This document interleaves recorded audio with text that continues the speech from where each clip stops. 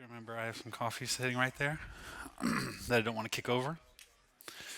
A couple things that I wanted to talk about really quick are one, I wanted to specifically welcome a couple of groups here.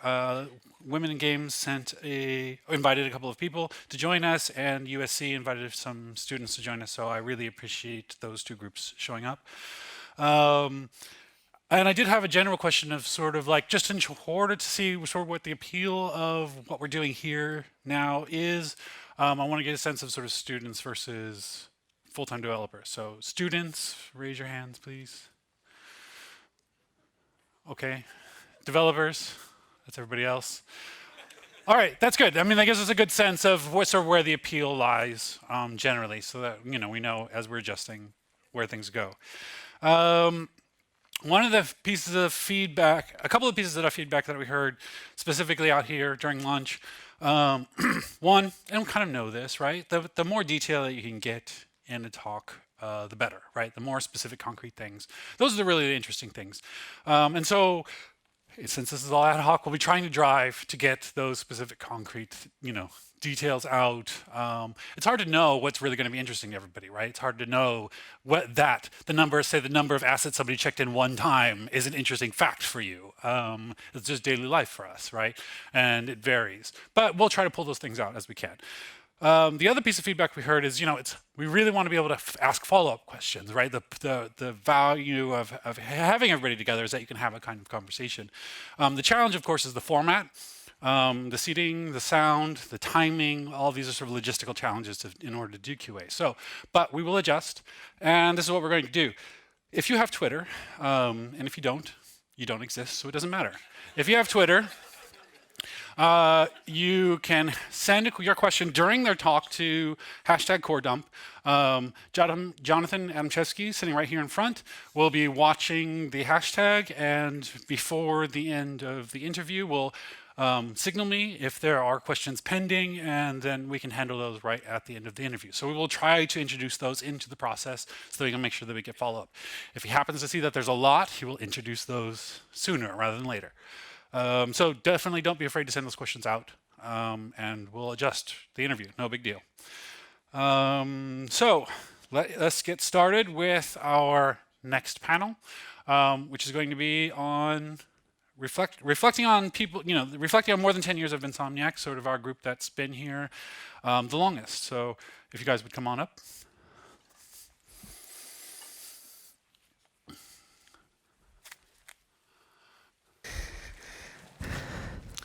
So Giac Veltri on my far left is an engine programmer on the Syndicate team right now, mostly focused on tools development, and has been here for? About 12 and a half years. All right. Jonathan Garrett, who we've already met, is the lead programmer on the animation team and has been here for? 13 years. And Chris Edwards on my far right, who is now offsite in Colorado, and is senior engine programmer on the Syndicate team. Has been here for 10 years. 10 years. So to start with, I want to hear a little bit about what you guys have seen, specifically looking at the engine and tools in particular. What strikes you as the sort of the biggest changes that have happened over the last decade?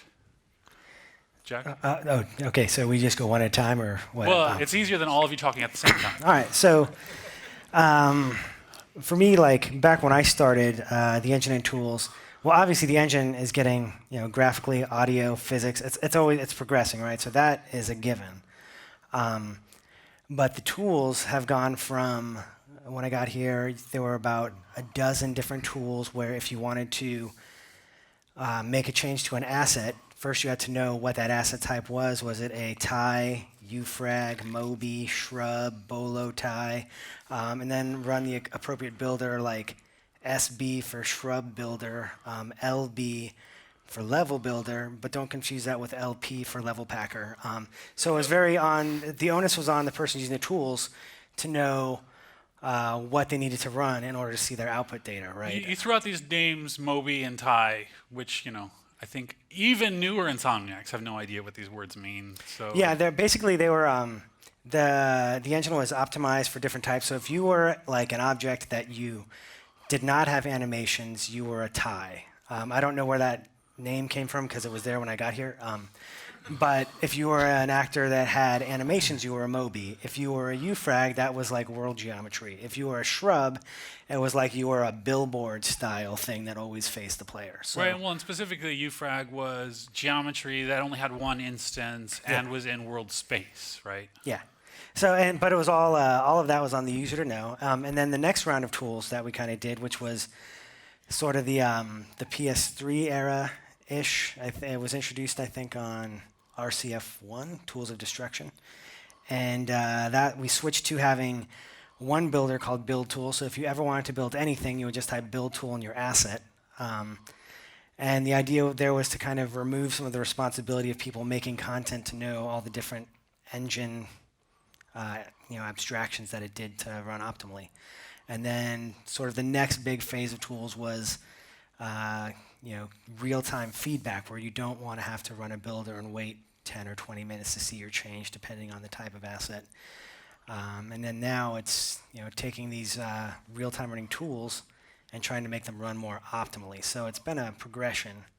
All right, Johnny, what strikes you as the sort of the biggest changes? It's all the things Giac said, plus, big part of the thing was that what specifically around the monolithic build, a huge part was you'd chug all the way through this monolithic build and then it would crap out with, I don't have this dependency of this thing that I need, get the red text, and you'd be done. You'd have to make that change and, rerun the build. So now we're more tolerant of, there's an issue, but we're okay with this issue and we're going to run with, I don't know, like maybe you can't find an anim clip that you think you're going to need, and we put the character in bind post because we don't have that animation data. We're just more tolerant of these things don't exist, and we're very kind of much into not slowing down the production people. There's that two things. One, iteration time, which is the thing we've not talked about already, is we have this kind of mantra that is trying to go for, but not necessarily there with everything, which is the 5-second rule of content creators should be able to see their change in engine within 5 seconds. And that is drastically different to, it wasn't really 20 minutes towards the end of Resistance, it was like 40 minutes for some of those builds, and then it craps out. My bad. Like crap. So, a lot more targeting that. So 40 minutes to 5 seconds. Yeah, basically. Another big change, I guess, was like back in the day on Ratchets, there was no particle system. Particle system was a thing that drew a quad. That was it. All of the particles in Ratchet it was code driven, so everything was hand done by the programmer. There was no artist interaction in that, and I guess they could give you a texture or be like, I think this should be this tint of green, but that'll be it. Everything was just render a quad. So a lot more kind of targeted one-off things in the old engine, like the Mobies would be, and the ties, everything would be numbered. So all of the content creators would be, I'm working on Moby 6030, and they'd have their pad of their, favorite ones. They'd iterate on those. They'd place specific numbered Mobies or ties or whatever in the level. So to be clear, in case it wasn't obvious to everyone, there was a point in which all of our assets were numbers, not names. And the mapping between numbers and what it was sort of like things that people had to track on their own. There's no categories for anything. And now, I seem to remember the transition between numbers and names was not a smooth one. Not for some people, particularly the programmers. I think we have some people in the audience who argued against that particular change. Switching from numbers to names. Yeah. Jeff, you were on the for side. Yeah, Rob was on the against side. And Rob was against. Fight! Discuss. So it was from an engine perspective, I guess from a gameplay program perspective, often I want to know what the thing is right there, and you could, I know that this is Moby this. What we didn't want is that extra step of, here's a TUID, and I want to, I have to trawl through the lookup of TUID to actual asset in order to be able to get, that direct piece of information. So that was sort of And I guess we're all a bit grumpy, so there was we're resistant to change to somewhat. But it was driven by, we thought it was faster to have that information directly embedded rather than have the extra lookup. So we were wrong, but at the time that was why we were hesitant, and I think, names is the way it goes, isn't it? Names Well, another thing you mentioned was that the particle system in particular was driven by code. And I think that there's just in terms of the overall trend, right? It's not just the particle system, but virtually everything has gone from being code driven, programmer driven to some discipline, right? Some artist discipline driven. So from particle system where there's now a tool for effects designers to do it, to post effects, to materials, to UI even, to scripting, gameplay setups. scripting, animation, sort of everything is now driven by some custom tool where the actual logic can be described by a content creator. Right, yeah, totally. So that's a huge change. Chris, what are your thoughts on what's changed? We have tighter integration between what was previously divided between engine and tools. What that means is that we have a cross-platform engine now, and so being able to get closer to the fidelity on your PC that is the same thing that you're going to see on the console means that the tools can take advantage of that. What you see as you're developing can be much closer to what's going to come out on the other end on the console. Nothing beats seeing it on the console as well, and that's something we have to focus on too. But having that tighter integration is something that's been different from how it was. You kind of hit on it as well with the fact that there's a dedicated visual effect tool. There were dedicated tools for certain things, but we have probably more now, more specific, like content creator facing tools for particular asset types. So that's a change as well. And then a visual scripting system, which is something we didn't have before. All right. Can I interject real quick? We also had a hard limit on the number of assets we had back in the day of 8K, and we have far exceeded that. There was the one day I think someone had to bump that limit back in the old numbered asset days. So we don't have, for better or worse, there's no limit on the number of assets they can throw into the game. That could be worse. Yeah. I think there's a limit. They just find it all the time. Everybody to the limit. All right. Well, at some point in time, looking at like the name change in particular, what seemed really difficult at the time, but now in retrospect, is not as difficult or easier than you thought it was going to be. Should I go first again? Well, let's start with Chris. Yeah, you go first. I don't mind.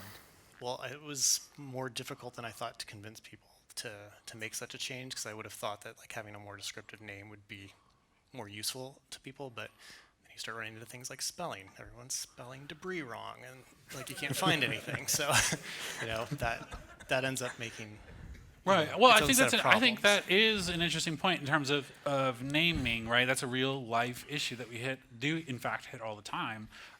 Is that you have people, human beings, sort of naming these assets, and spelling errors creep in, and we don't have such a thing as like sort of this spell check during your asset integration, especially when spell Maybe we check, should. like we just make up names for a bunch of stuff, right? So it wouldn't really apply.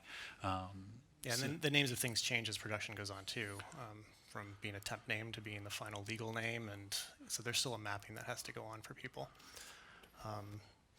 And once you have these specific names, once something changes about that, then you have to go deal with renaming. And if everything's now referenced by file paths that can change name, like we have a whole other set of problems that we have to deal with as a result. So anything that turned out to be surprisingly easy in retrospect. Notice this takes them much longer to. Well, we only ever hear about the problems, so I think that people have gotten used to that, and they can organize, they can use the directory structure of the file system to organize their assets, and so they do. But there's nothing that forces them to necessarily. I mean, we have like an asset wizard that sits on front that has some some rules that per project can set up. But again, each project kind of wants to do a different thing. So having the flexibility of letting the projects kind of organize how they want, I think is good. Because like us on engine and tools typically we don't care what the assets are called or where they are. They just need to be found. Before we jump on to Johnny and Jack with this question, I want to take a quick tangent in terms of those sort of concrete specific things. We also had implemented a while back a tagging system. So, to sort of speak to this organizational problem so that people could tag specific assets into categories and groups and search by that, which seems like the obvious solution to this problem, right? A way to categorize. But what did we find? Well, the tagging system, well, it exists outside of the individual assets, which I think, because like we were talking about the different swim lanes, different branches for different projects. But what that means is there needs to be more infrastructure if you want to move all these assets to a new project, and you need to also move all this tag data as well. And so just having the time to come up with a system to do all that and keep it all together. And all these assets that were tagged a certain way when you were working on Resistance 2, they didn't have Resistance 2 in the name, but once you start working on Resistance 3, you want to know that all these assets came from Resistance 2. You want them newly tagged. So there's just more infrastructure that you have to provide to get the full use out of it. And just having the time to do that, I think that's probably where we kind of suffer to not be able to provide a tagging system that's truly useful in that regard. All right. Well, John, let's go back to the question of what did you find that maybe was easier than you thought it was going to be in retrospect? I think when we first went multi-platform, that turned out to be easier than I'd imagined. I mean, I've worked on games before that are multi-platform, and obviously, I mean, things are often clearer in hindsight, aren't they? But we led effectively with the PS3, and right, we and so targeted to Xbox. To be clear, when we're talking about multi-platform here, it's not like today we're talking about a bunch of platforms that are very, very similar, right? We were talking about PS3 and Xbox 360, which were fairly different at the time. Right. So that switch, we did it the right way. We targeted the hard platform, or arguably hard, although we were more in a good interesting. position. Let's call it the more interesting platform. So that one, we did it the right way. Plus, we had all the experience before. We'd shipped PS3, so we knew where we were going, and we had that behind us. But still, it was a nice thing to have done. Oh, we've birthed this cross-platform game, and it wasn't the horror that it often is. And I've previously done PS2 and Xbox One game. We were initially working on PS2, and then the shiny new Xbox turned up, and we all jumped on the Xbox, developed that, and then we're like, oh crap, we've got, it's totally different, more so probably than PS3 and Xbox One. So you don't want to be in that position. You really always want to target the harder one, and it's going to be a much easier transition to move it over to the more generic, kind of less interesting platform. So yeah, that one was a surprise a little bit. All right, Jack?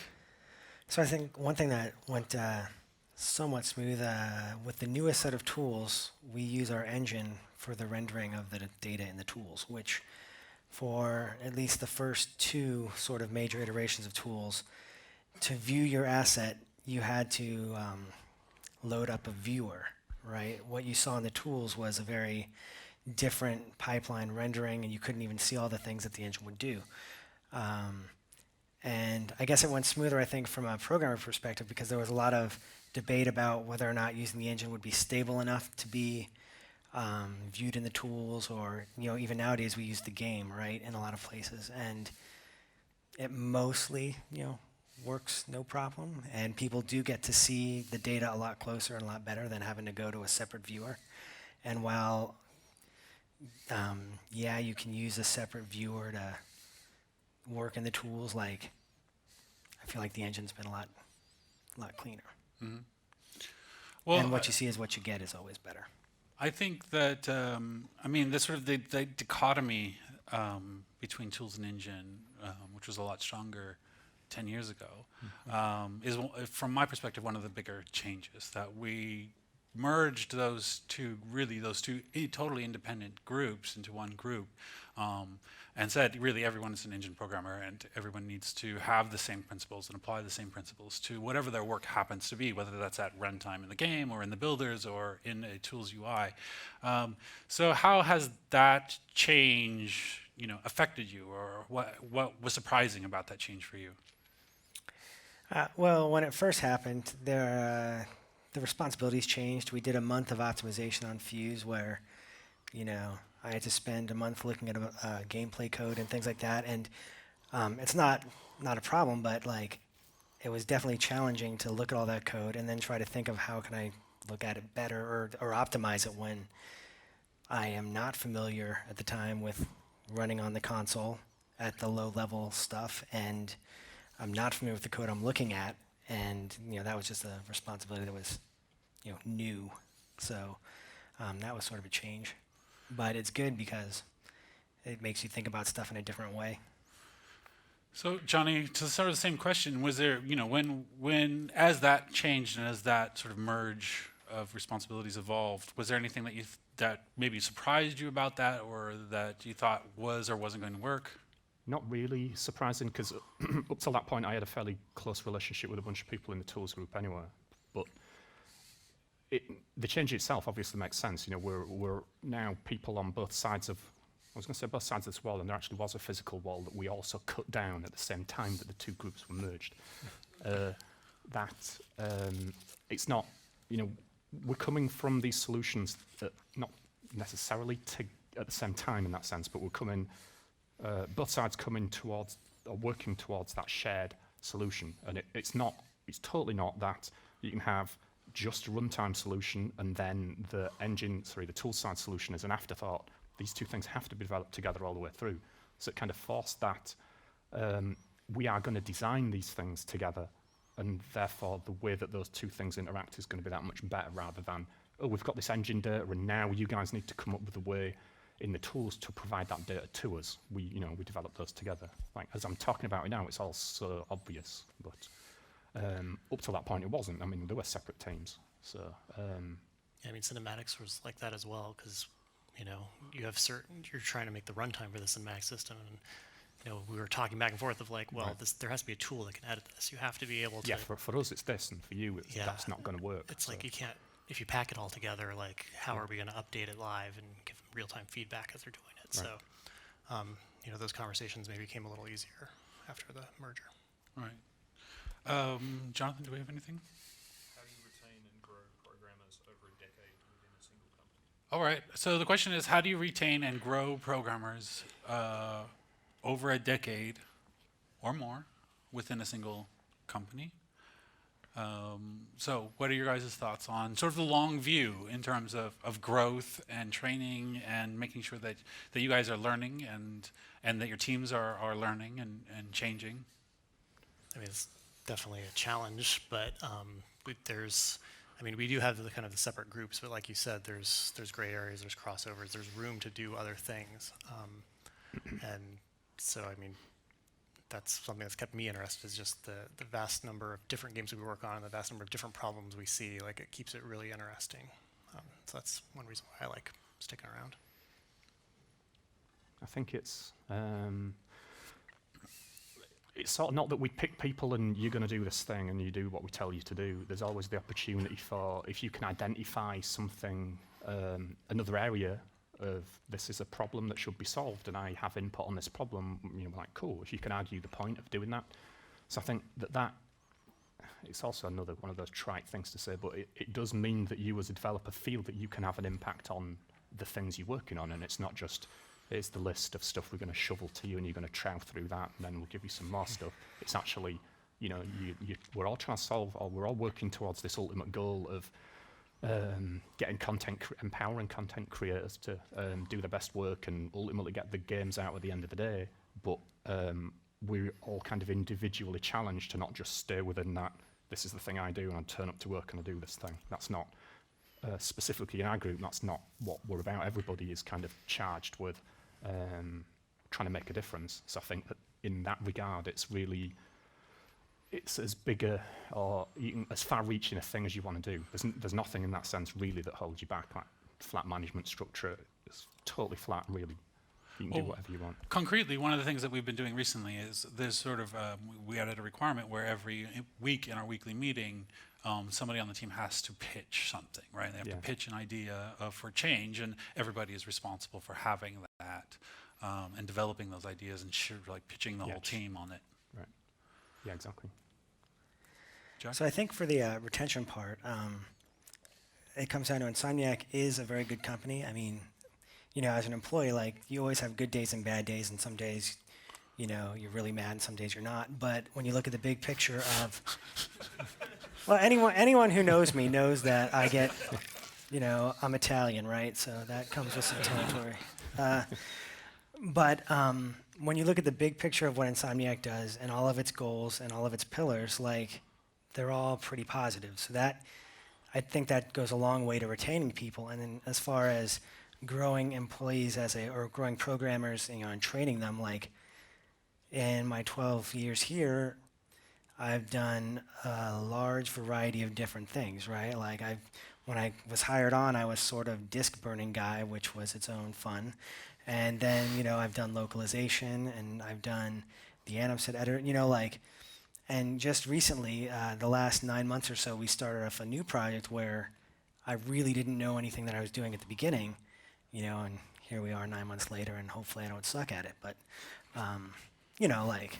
it's always different, I've just programmed a lot of different things and a surprising amount of languages. Got another one, Jonathan? Regarding being tolerant of content errors, where's the line between not impeding development and letting bugs sneak through? So with regard to tolerating content errors, where do we draw the line between being error tolerant and not letting bugs through? Like you don't want to ship with the big pink texture sort of thing, I imagine is an example, right? Giac? Well, I will say that I think one of the first Sunset Overdrive trailers did have a big pink texture in the background, and nobody noticed. It was just due to its vibrant color scheme. But So your lesson, if I can generalize, that's is your temper. That's just a fact. That's not all. Don't extract anything. Giac Veltri says you should pick your temporary assets should thematically match your games. That's going to be the one part that goes on YouTube. Thanks, Mike. Like, idiot programming Insomniac thinks all temp assets should look. No. No, we've been, at the beginning, it was very intolerant, right? And I think the boundary comes from, when it's intolerant of an asset error, then someone in production can't do their work because they can't see it in the game, right? So over the years, we kind of pushed the tolerance out to the point where they can at least continue to work, right? Now, some egregious asset errors do still crash the game, but, if they didn't put a texture in there, like, or they didn't check in their texture asset, they didn't take the whole company down when they checked in, or I should say the source TGA to their texture or whatever. They don't take down the whole company, right? So I think the balance comes from just not wanting to stop work on production and being just lenient enough for that, and it's always a fine balance. Johnny, Chris, you guys have anything to add to that? So I see it like in the systems we work on, there is that. We don't really look to be totally watertight in that any old thing that the slinger us we're going to handle, a bunch of stuff like it's not worth us adding extra support to gracefully handle this thing. You kind of, that's where you've crossed the line, and this is too bad, and we're going to fail the build. Ultimately, we would not ever ship those things because as we're getting towards shipping, as we're honing in on release date, all production and project managers in particular will be focusing on getting the build error count or the build warning count down to 0.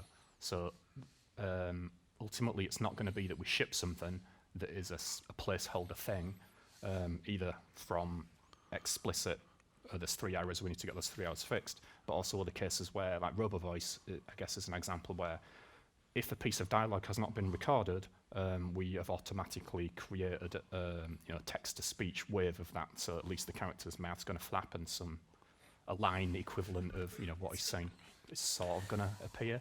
But there's things in place such that those things ultimately would not work in a shipped game. So blocks, the code that handles that stuff will be wrapped in an if final build. So it's not really going to be that any of that trickles out to release. Although, I think it's fair to say that every single game we've ever shipped has had some asset and some test directory somewhere. Yes. Yeah, and the pink texture, but hopefully not a major thing right in the middle of the level. Although on Resistance, we did ship with what was it? It was a whole part. We had a whole level underneath another level. Yeah. So I'm not sure we could sanity check that one there. Yeah. Chris, any last words on this topic?